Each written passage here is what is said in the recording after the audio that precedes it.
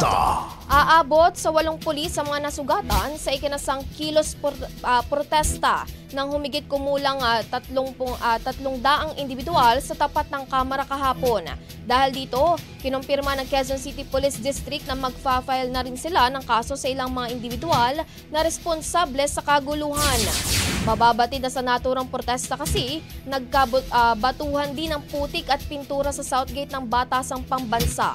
Sabi ng QCPD, bagamat nirespeto nila ang karapatan sa pagpapahayag at nagpatupad sila ng maximum tolerance, naging agresibo pa rin umano ang mga rallyista na nagresulta sa pagkakasugat ng kanilang mga katropa na ginagawa lamang ang trabaho para mapanatilang order sa pagtitipon.